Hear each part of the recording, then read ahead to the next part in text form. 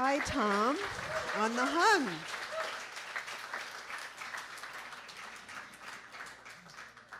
Thank you so much, I, Tom.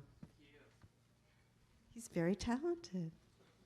And Bashar has said one time that that is one of his favorite instruments. He really loves the high vibrational energy that comes from the music of the hung.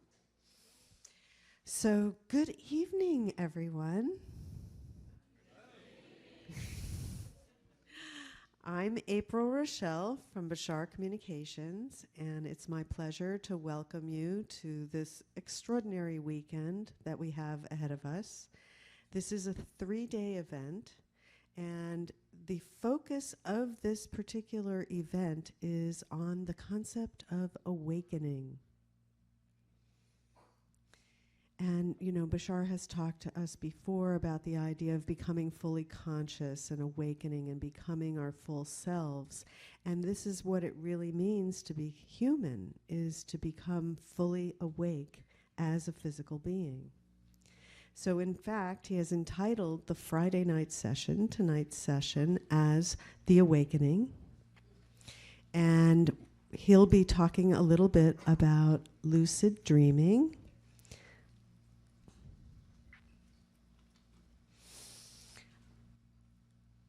So what he's going to tell us about tonight is he's going to talk about lucid dreaming and how lucid dreaming, learning how to do it, can allow you to learn how to wake up in the physical dream.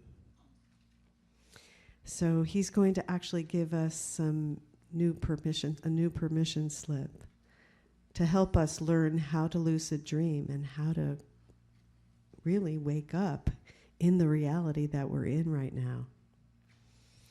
And tomorrow night, the session is entitled The Passion Principle. And as many of you know, Bashar talks about excitement and how important it is to follow your passion.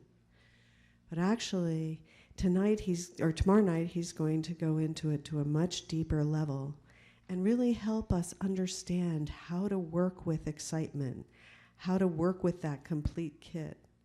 Because ultimately, that's what's going to allow you to live your dreams in physical reality. And that night we'll also have a holotope experience, which will give us a chance to crystallize and anchor the information he shares with us about following your passion. And then on Sunday morning, as the culmination of all that he's teaching us this weekend, he'll be talking about the idea of living an extraordinary life. And that really is possible for every person in this room to live, and for all those people who are joining us from all over the world, that you have the capability to live an extraordinary life. And that's just something that is built into the network of what we are. And so in the last session on Sunday morning, he's going to help you see much more clearly how you can do that for yourself and bring to fruition your full potential. And he'll end the weekend with a holotope experience designed to crystallize everything that you've learned this entire weekend about creating that great life for yourself. So thank you all so much for joining us and being with us this weekend. And I do want to extend a hello to all the people that are joining us via Ustream and on the teleconference. And I'm just wonderful to have so many people here that really like to tune into this information, be on this trajectory of Earth's potential future, which is the one that involves having contact with our extraterrestrial family. And when I was talking to Bashar yesterday, he gave me a little teaser in that he said that this weekend he's going to be bringing through some energy that is unlike anything that we've experienced before, I think. And I could just feel the excitement and the profound nature of what is going to be brought through this weekend. It's truly an important benchmark in our development. So thank you all so much for coming and being with us and sharing this experience. So I think the first thing we're going to do now is, which video are we going to show, Emmy? The contact crystal. Okay.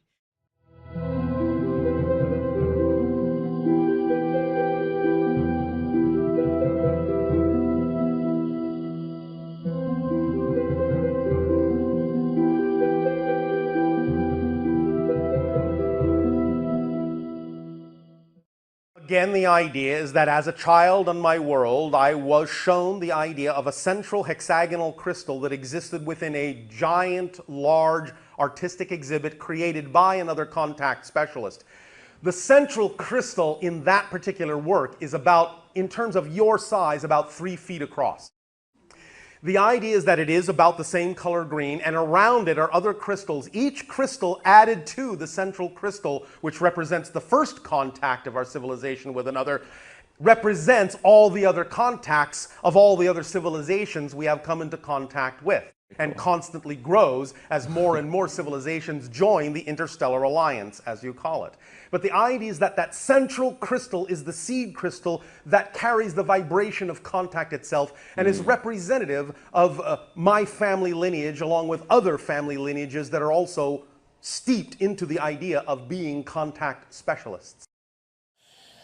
Bashar has been in some sessions explaining more about his own life, his own experiences on his planet. One of the things that Bashar already described in one of these stories is that when he was very young, he was shown on their planet a large piece of artwork that contains many different kinds of crystals, and each crystal represents one of the civilizations that's part of their association of worlds.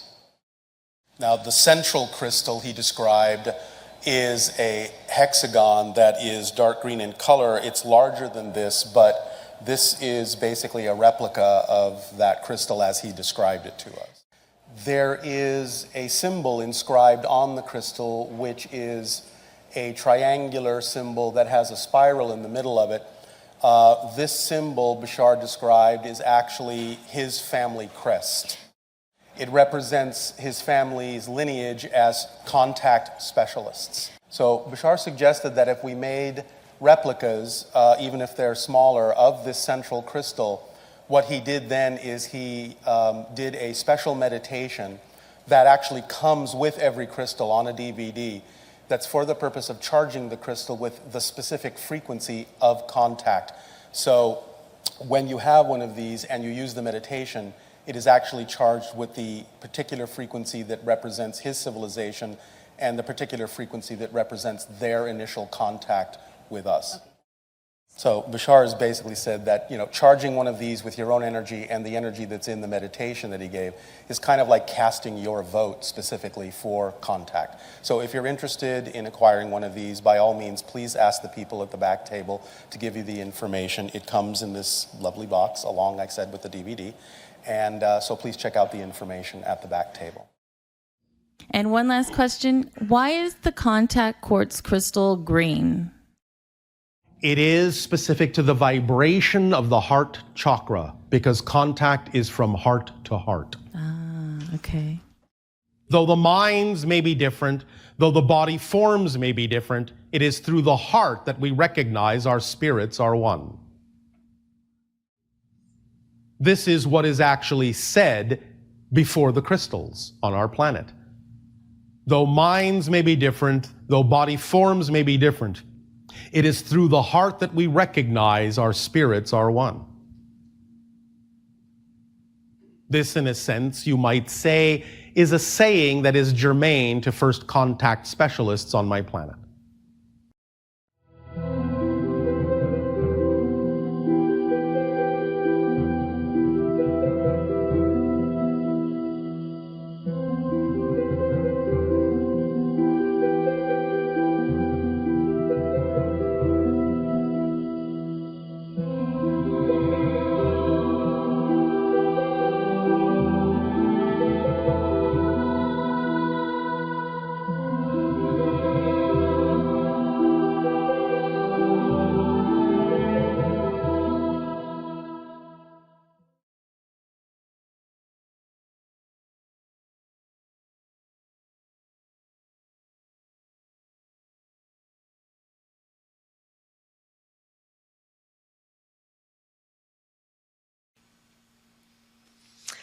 And this next video has to do with swimming with the dolphins. As many of you know, that's a big love of mine. I'm half dolphin. And I just got back from spending many, many hours with the dolphins. And it's so amazing, you know, because they will literally come over to you and make contact, you know, like look into your eyes. And there's a communication that happens a lot of times where you don't even know exactly what they're saying to you, but you can feel it, you know, and you can feel the energy of being brought into the pod. And so for the last few years, we've been doing a workshop called Cetacean Transformation. And this is something that Bashar channeled several years ago. It's a 5-day meditation course that involves meditating with a guided meditation that Bashar does every morning. This is pre-recorded, okay? So he's not actually there. But when you're listening to the meditation with headphones, you can't tell the difference. And then we go swim with the dolphins for about 3 or 4 hours. And then we come back and we have some time to rest and relax. And then we gather again in the afternoons and evenings and share our experiences and delve more deeply into the Bashar material and culminate our day with another guided meditation that Bashar has created as part of this series. And the main thing I can tell you about it is that whatever you're feeling like when you first arrive, be it stressed or, you know, transitioning from your work world or being on the mainland and some of the tensions that we experience here, people literally experience profound ecstasy in the process of this week. And so we'd like to show you a little bit of what a dolphin workshop is like. And our next one is scheduled for October 2014, so this coming October. So let me show that now.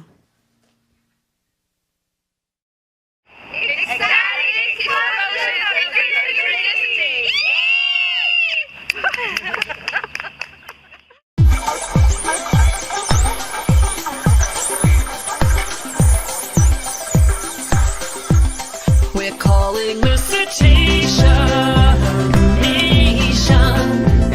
We're calling to our friends in the sea to join the celebration, elation of reuniting our family. We've separated for a long, long while, but now's the time to change the tide. We're here to say that we'll make it right. We'll live together side by side. So here's our declaration of formation. Our first step towards equality. Create a legislation, liberation, so the dolphins and the whales can be free. We've been sailing through the dark, dark night, but here's the dawn of shining light. So every fin in the deep blue sea can have respect and sanctity.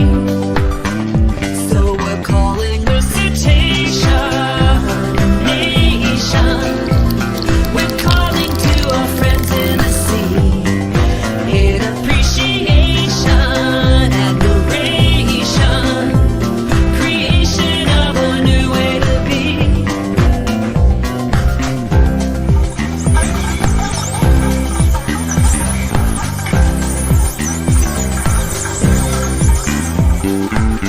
Invite all of the dolphins, all of the whales, together as family. For you of the atmosphere and they of the ocean world are simply sentient life living in different seas that intersperse and intersect and interact and merge and mesh and blend. Air water into air. All the dolphins and all the whales, they sing a song of welcome, joy and welcome to the cetacean nation. We're calling the cetacean nation. We're calling to our friends in the sea to join the celebration, elation of reuniting our family. We're calling the cetacean nation. We're calling to our friends in the sea. Made of creation of a new way to be.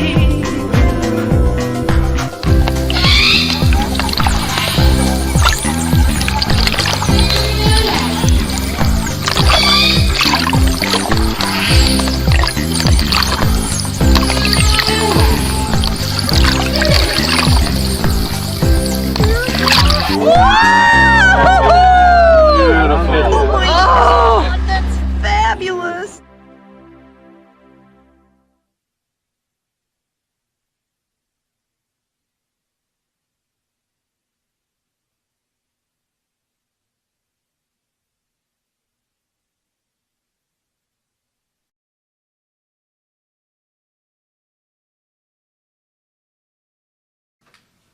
So it is really fun. And it's just amazing how it transforms you. And after that, people go off into their lives and they make major changes. So if you come to this, be prepared to have big changes in your life. And just so happened that when I was there last time, first time experiencing pygmy false killer whales showed up.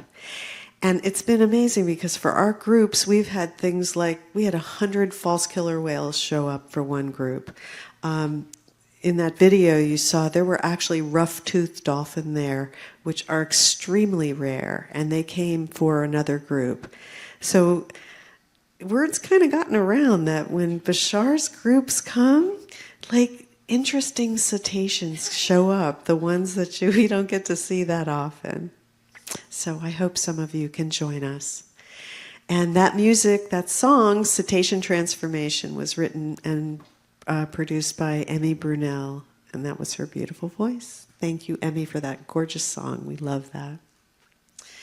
So I think we're ready to get started now. So if you want to take that down, and then we'll bring Darryl up here for the main event.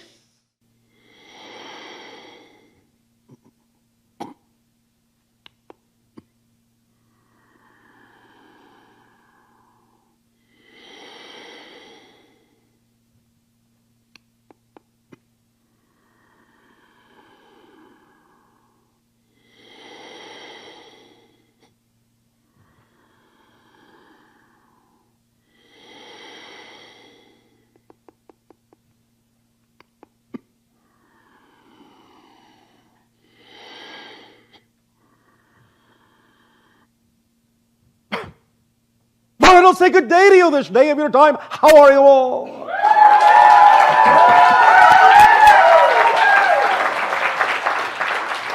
All right, thank you. Once again, we will thank each and every one of you individually and all of you together collectively for the co-creation of this interaction and the allowance of this transmission. It is always an opportunity and a gift and a blessing for us to experience through each of you another facet of the multidimensional crystal of creation. So we thank you for this opportunity of sharing.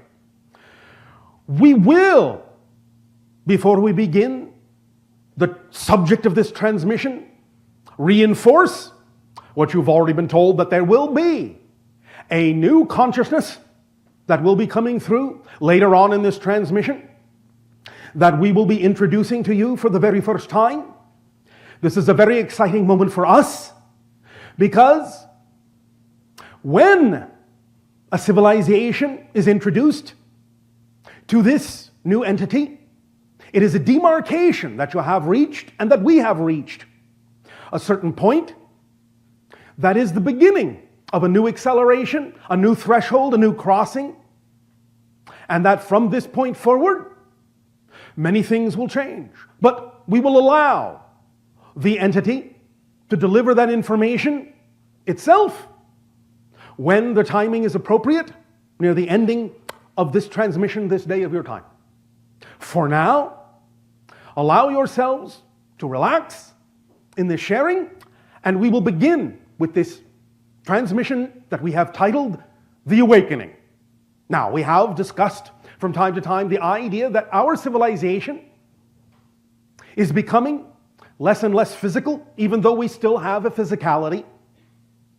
But the reason why this occurred, how this occurred, was that when we began to awaken in our dreams, to become lucid in our dreams, to know while we were dreaming that we were dreaming, and began to realize that we could control the dream and could access what we call the template level reality.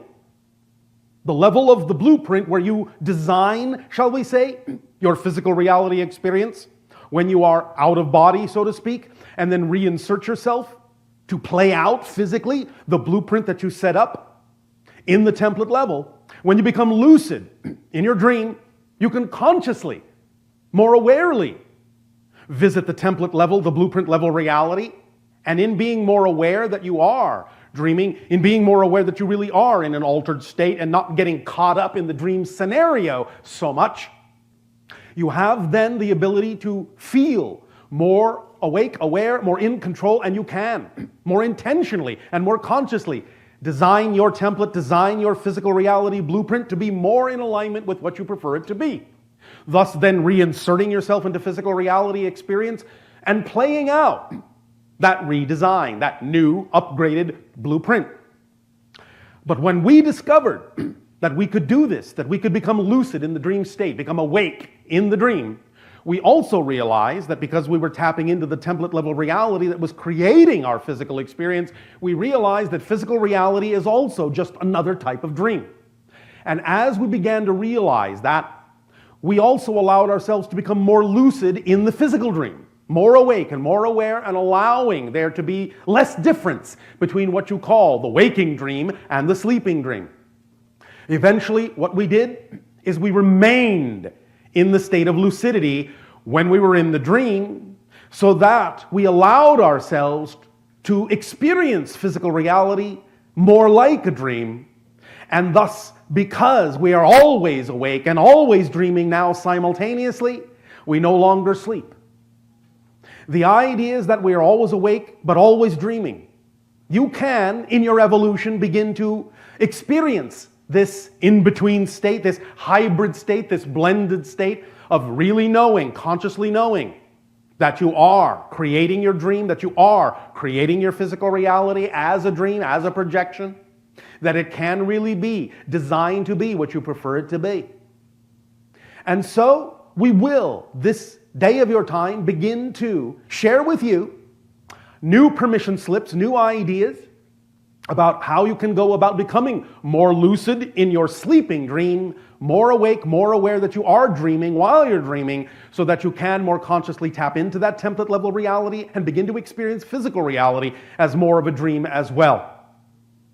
Now, as we have described before, the idea, of course, of permission slips are simply those objects, those tools, those rituals, those ideas, those techniques that simply allow you, based on your belief system, to grant yourself more permission to be more of who you are. That's all a permission slip is. However, some permission slips are, shall we say, more accessible to the collective consciousness, and some are more designed for the individual consciousness that you are. And of course, as we deliver this particular permission slip that is connected to the idea of lucidity, your own imagination may alter it, may change it, may, as you say, tweak it to be something that is more in alignment with what works best for your particular frequency. And that is all right if that happens. But we will lay the foundations. We will give you the beginning of this, which will work for many people in your reality. Do not worry if it doesn't work immediately for you. It will, if nothing else, trigger you and your imagination to come up with a permission slip that will perhaps be stronger for you to begin to experience more lucidity in your dream time. So let us begin with this particular permission slip tool and technique to gain more lucidity while you are asleep, while you are dreaming. Now, again, this can be done in a number of ways based on what you are most attracted to. But generally speaking, it is important for you to create an object. Now, you can do this through a drawing, you can do it through sculpting, you can do it through any kind of three-dimensional technique, you can even buy the object if you wish. It's up to you. As long as the object is something that you are strongly attracted to, as long as you believe that it is representative of the idea of something that excites you, something that is really representative of you, symbolic of you, that is the essence of you, that is, in that sense, your core. Any symbol will do as long as it is representative of that. But acquire it, or make it, or draw it, however you wish. It can be anything that you are most attracted to. Keep it simple. Keep it something perhaps that you can carry with you, hold in your hand, so it's not too large. Again, it is simply a representation. But find that thing or make that thing that you believe is a symbol of your essence, of your joy, of your passion. Doesn't have to be too literal. It can be. It doesn't matter if it is.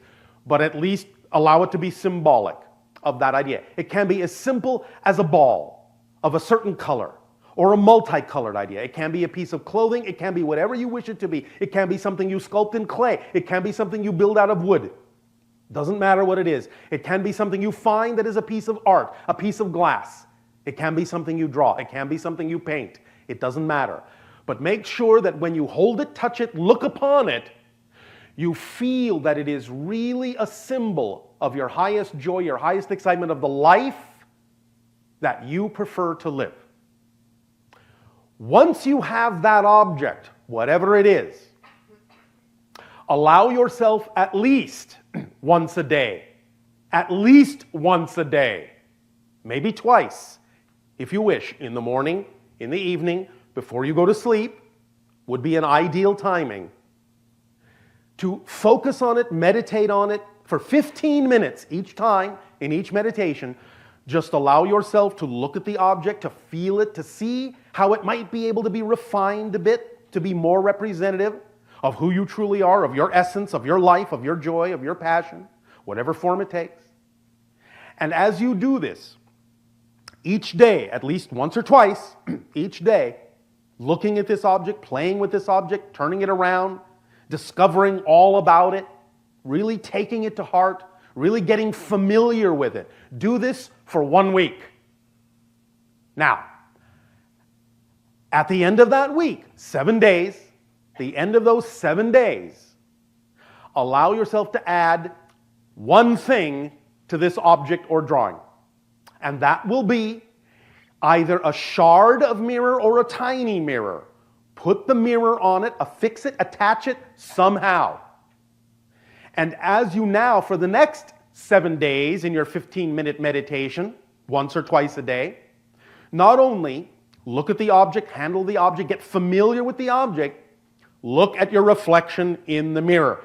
Look at your eyes. Make sure you are looking right back at yourself. Do this for 7 days. At the end of the second 7 days, allow yourself to add one more thing. A small note, a piece of paper in whatever form of writing, in whatever color you wish, that says, "You are dreaming." Put that on the object next to the mirror, right next to the mirror, so that you can see the note and the mirror simultaneously. Allow yourself to continue your meditations for another 7 days, always looking in the mirror, always looking at the note. You are dreaming. And now, the final object that goes next to the note and next to the mirror, in other words, the note on one side of the mirror, this new object we're about to describe on the other side of the mirror, so that you can take them all in, 1, 2, 3, with the mirror in the center. Now you have had this object. You've had this idea. You've had this symbol that represents your joy, your fun, your play, your passion, in the colors you prefer, in the design you prefer. Now comes the tricky part of this object of opposites. this polarity permission slip. You now need to attach an object next to the mirror that is exactly the opposite of the energy of what you prefer. Exactly the opposite.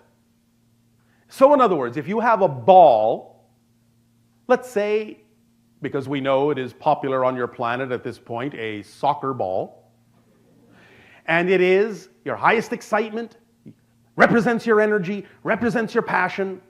You have the mirror on the ball, you have the note on the ball. Now put something you would never imagine would be on the ball that would make it almost dangerous to handle. A nail, a razor blade, something that is exactly the opposite energy. Something in that sense that would be vibrationally incompatible with you. Here's the reason why. What you've been doing all this time for the 7 days up to this point is getting so familiar with this object that you start to see it in your dreams. Whether you wake up lucidly in your dream or not yet is the point. You might, but even if you don't, the point is get to the point where you're starting to actually see this object, use this object in your dreams, with the mirror, with the note. Eventually, it will start to leak into your dream. If the mirror and looking back at yourself in that mirror doesn't remind you that you're dreaming, if the note that says you are dreaming isn't enough to remind you that you're dreaming, generally speaking, the opposite object will, because it will be so startling to see it there, so jarring, so opposite of what you would prefer to be on that object, that shock will remind you, oh, I'm dreaming. I have to be dreaming because I would never prefer this to be on this object.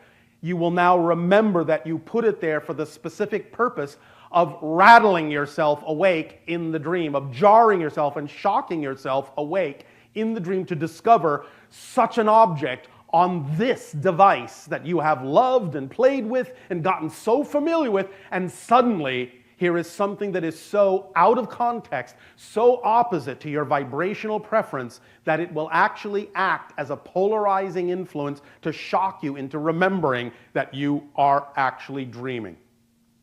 And as soon as you are shocked into that awareness, you will become lucid. You will realize that you are dreaming, but now are awake. And mostly what you will now realize is that you are, the way you frame this in your reality, you are now out of body. You will control the dream. You can make it do this, you can make it do that.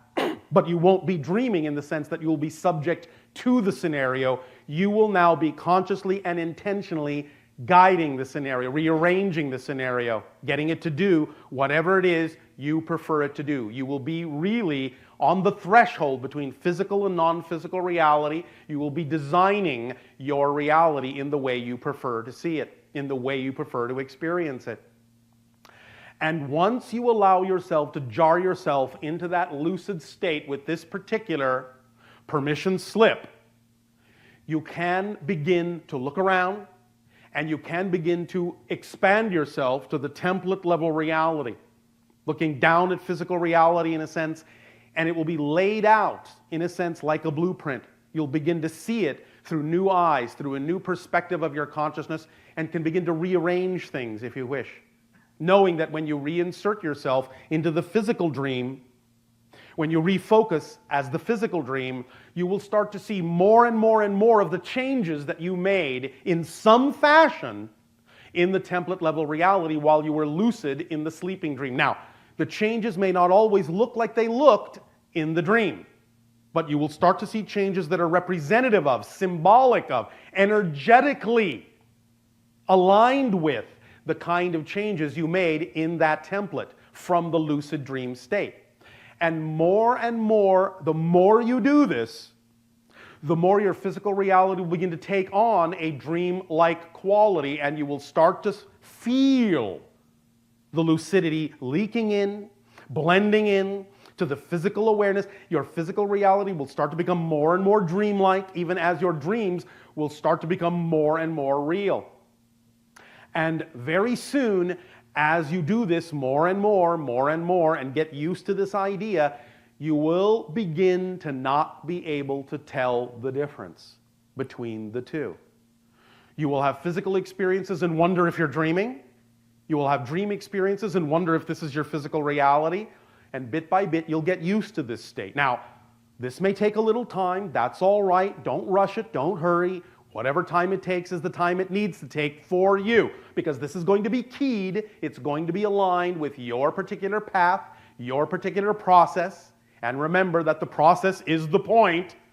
The journey is the destination. Don't be in a hurry to get somewhere else.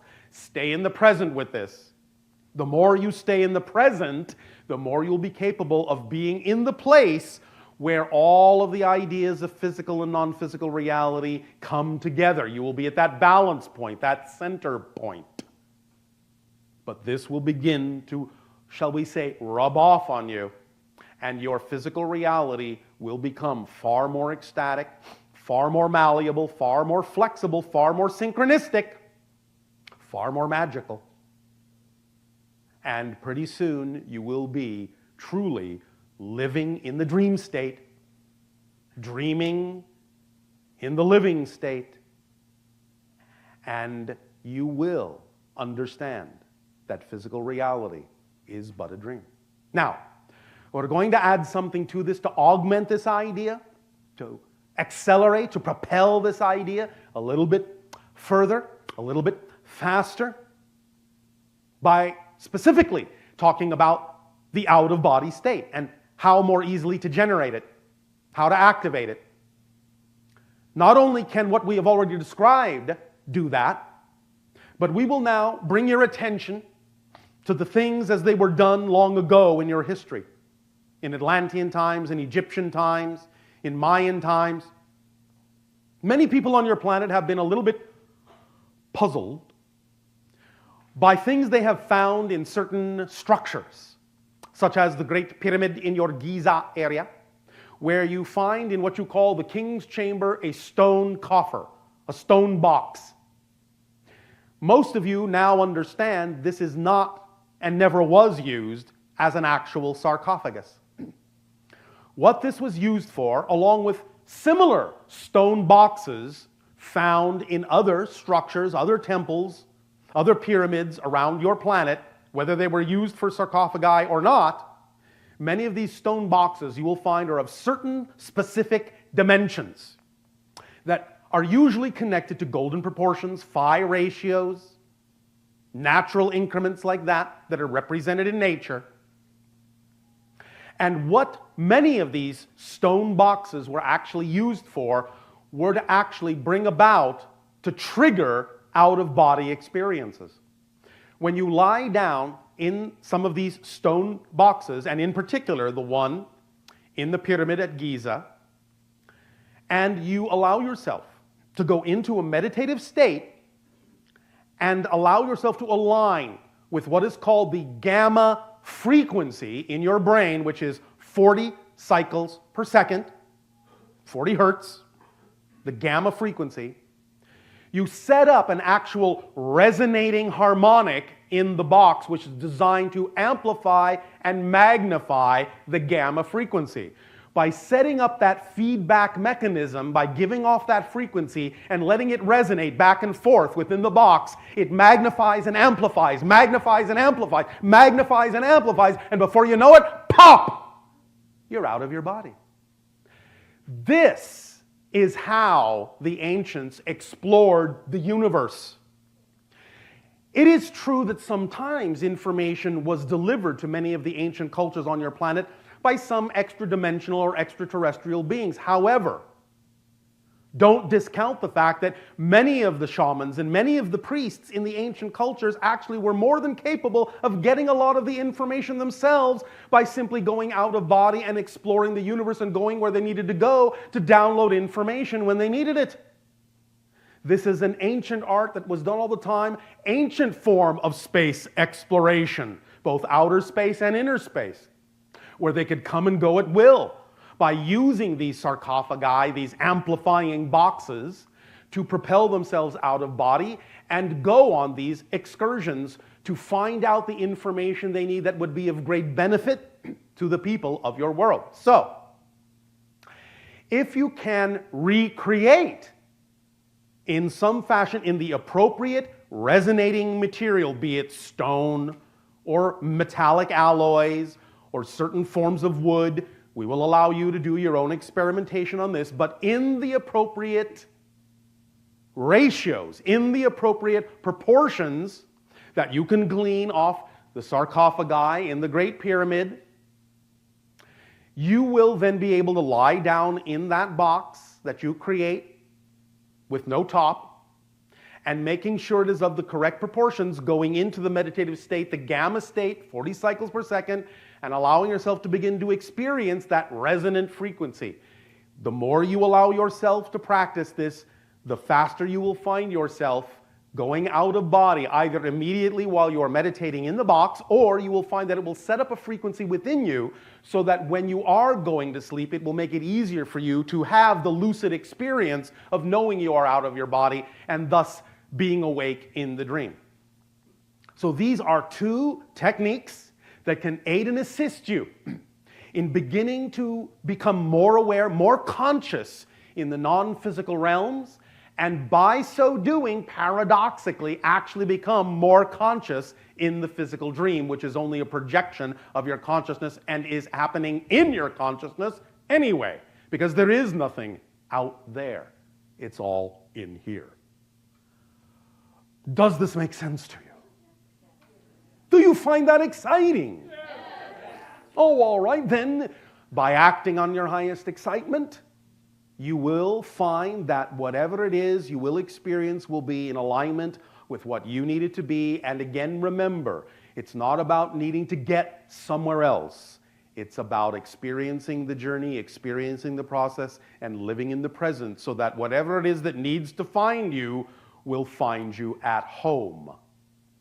Because if you're somewhere else, focused on the future, focused in the past, whatever it is that actually exists in the now, which, by the way, is everything, will not be able to get your attention because you're not focused where you actually exist. So stay in the present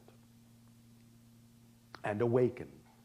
Fully awaken to your humanity, fully awaken to your capabilities, because what we are sharing with you this day of your time is not about something you don't know how to do. You already do this, obviously. When you dream, you go out of body all the time, have all sorts of interdimensional adventures and interactions and conversations. It's just that you don't always remember. These are techniques to help you, give you more capability of remembering what's going on anyway, so that you can allow yourself not to make such a difference between the idea of waking up in the physical world and existing in the non-physical one. Blending these together will allow you to begin to experience over time a reality that is far more aligned, far more akin to the kind of reality my civilization experiences, where we truly live in a waking dream all the time. So, come join us.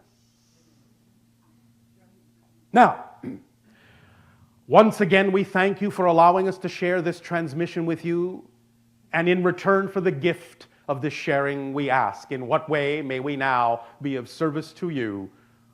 You may open up with your questions if you wish.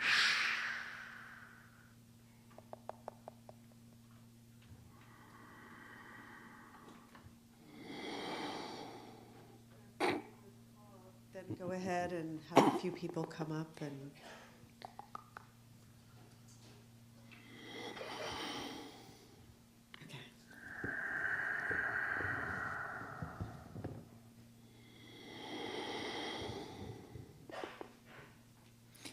Hello, Bashar. And are you good day? Good day. So I'd like to talk about our DNA. DNA, yes. Recently, there was some results of some research released from Mexico where they were studying the DNA, and they found some surprising results. They expected that the influence of the Spanish would have been much deeper in the DNA, but actually it wasn't that much of an impact. Yes. And they also were surprised at how different people were from different regions in Yes. the DNA. Yes. So in all of that, I'm curious. This is because of the original hybridization. Do you understand what we're saying? Yes. Long ago, as you count time, there was a naturally evolved hominid on your planet. Many of you refer to it as Homo erectus. This is approximately 500,000 of your years ago, the originally evolved hominid that grew up on your world, evolved naturally on Earth, whose genetic structure was altered by an extraterrestrial race. More often than not, you refer to them in the ancient tongue as the Anunnaki. But for now, we will just use that as a general reference because there's actually been many different alterations.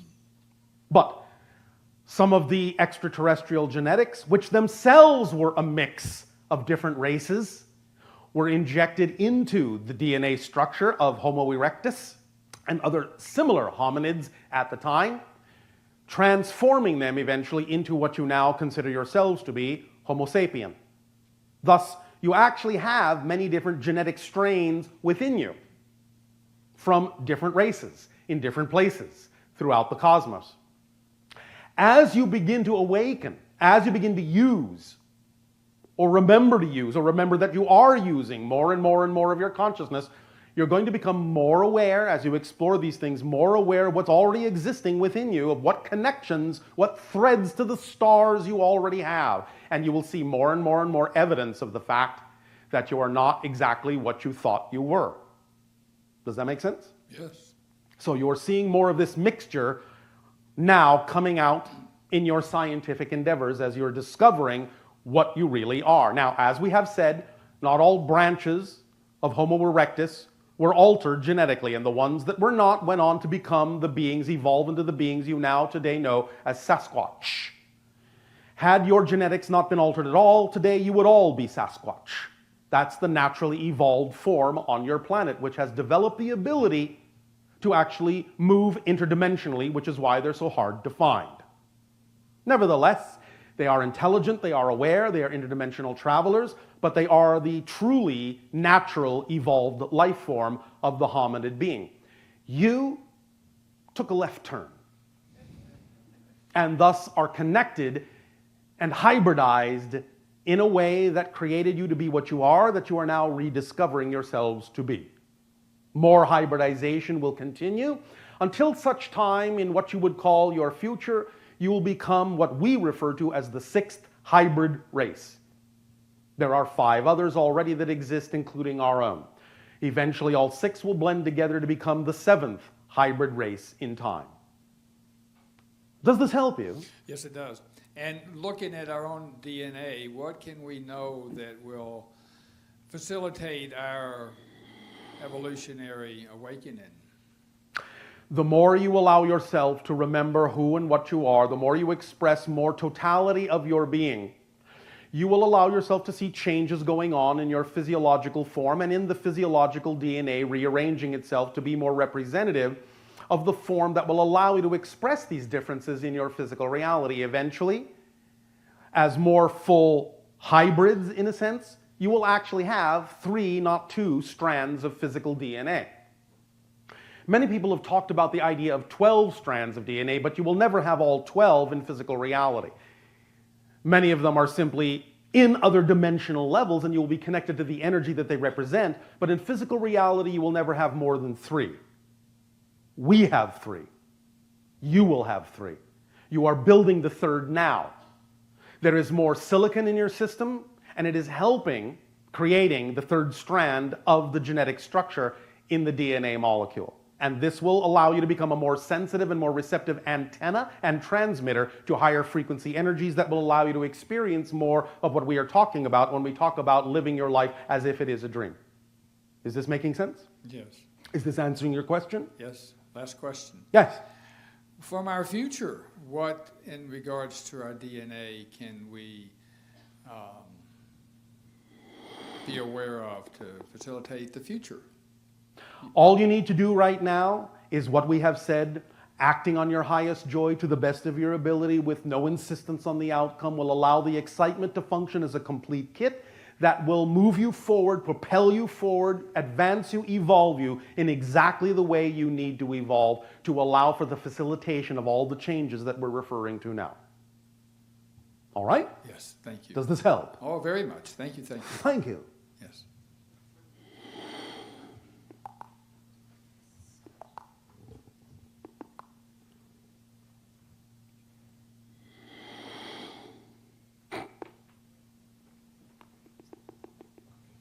How's it going, buddy? Andrew, you good day. It is going just fine, buddy. Really excited to be here right now. Oh, we are excited for you to be excited.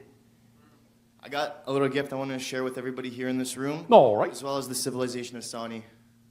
Everybody get up, please. Stand up, come on.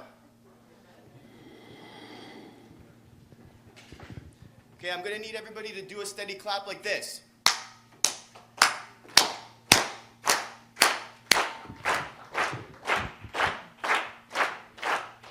Accelerated way, collective mass consciousness, transformations, critical mass, threshold on, crossing into critical mass on NASA, doesn't even know what's going on.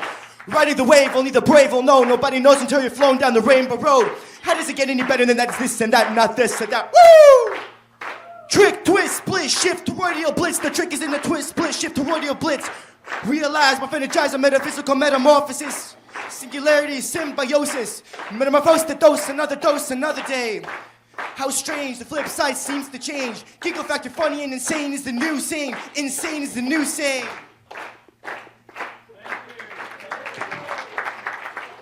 All right. Well, thank you for unwrapping your wrap. It's always a pleasure.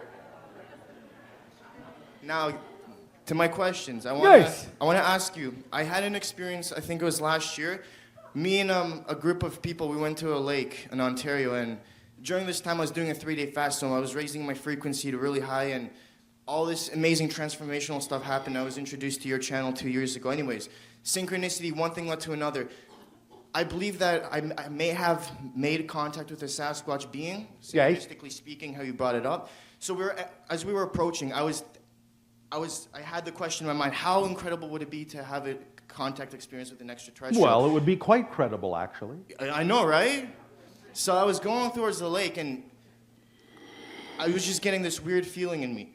As we got closer, it looked like a large body of water splashed. It was so synchronistic of the timing. Now, there was no body that re-emerged from the surface. So I thought, that's strange. So I just went into the water. I dove in, had built the courage, came up. There's nothing around me. Nothing came up. And then when I looked in the sky, a giant orb just flashed in the sky. Yes. So that's pretty cool. What do you think? All right. As you allow yourself to stretch your senses that way, expand your consciousness that way, you will begin to allow your senses to extend into other dimensions and see what is all around you and feel what is all around you all the time, but what is usually invisible to you. So you're beginning to allow the invisible to become visible, beginning to stretch and push your senses and your sight into other dimensions so that you can make those things visible. You were actually experiencing the shift of a dimensional doorway. So what's that to do with that thing in the water? The idea is that the shift took place in that medium. Therefore, you experienced a shift in that medium. Does that make sense to you? Somewhat.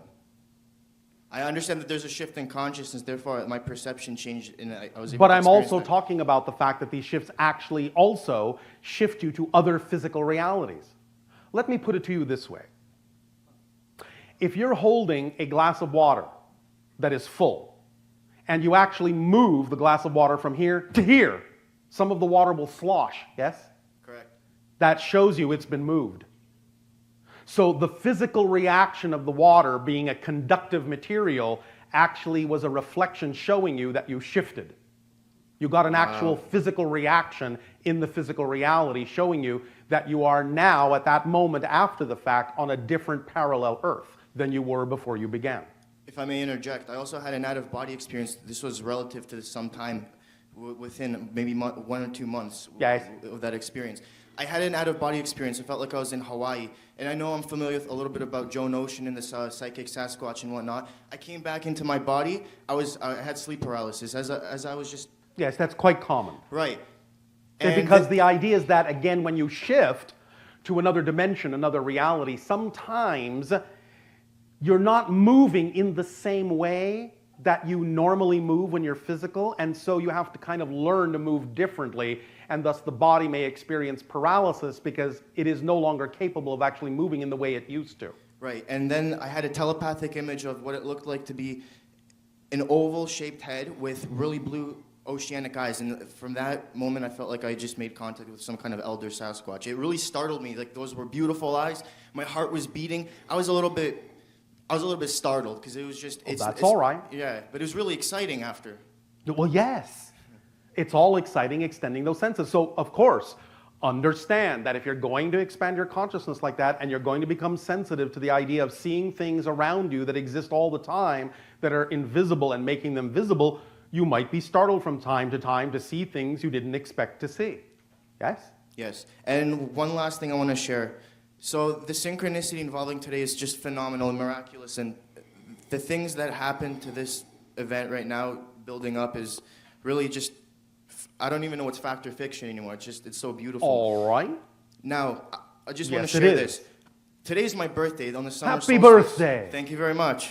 One moment. Woo! So I was born 20 years ago and I turned 20 today.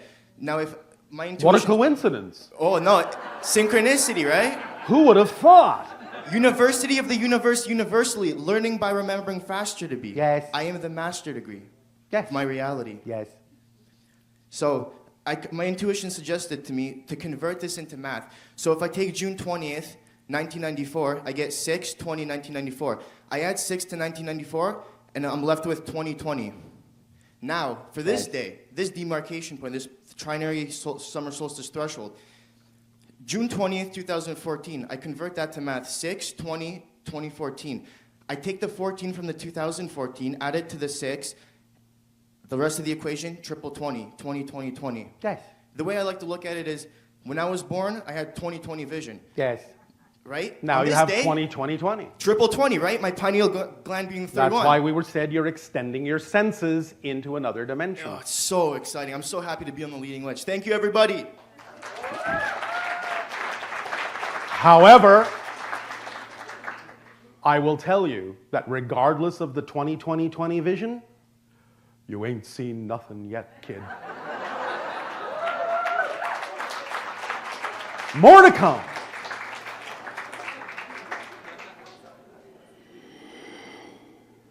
Bashar, it's my great excitement and honor to be co-creating this moment with you. All right, thank you, and good day to you. Good day to you. Speak up and be bold. I don't know if I could follow up that last bit, but... Of course you can, because you have no choice but to follow it. Indeed, indeed. So in kind of along the same veins, and also you talked about lucid dreaming. Yes. I had a question. So you've mentioned also before about how if we do have contact experiences, we can bury it in our memory. Yes.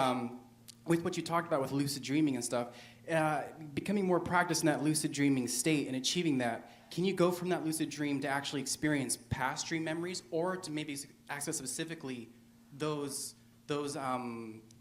contact memories? Yes, you can. How clever of you. And also along that same vein, there's been a lot of amazing synchronicity these past 2 years. I saw a very... Synchronicity is the symptom of the expansion of consciousness, because when you expand your consciousness, you understand that everything is just a different expression of the same one thing. Synchronicity is your physical timeline's way of showing you that everything is the same thing, but it's the best it can do. It's been very beautiful to watch it unfold. So I did see a very blatant... One moment. Very beautiful watching what? The events and the synchronicity unfold. What? Observing What? You said it's been very beautiful watching it unfold. It's been very beautiful watching the events and synchronicities unfold. What you're actually saying is it's been very beautiful watching yourself unfold. Because you are all those things. Remember, there is no physical reality out there. It's all in your consciousness. So the beauty and the unfoldment you are experiencing is you becoming more aware of more of who you are. So you're watching yourself unfold on the inner reflective surface of the higher mind mirror. I couldn't have said it better. Yes, I agree.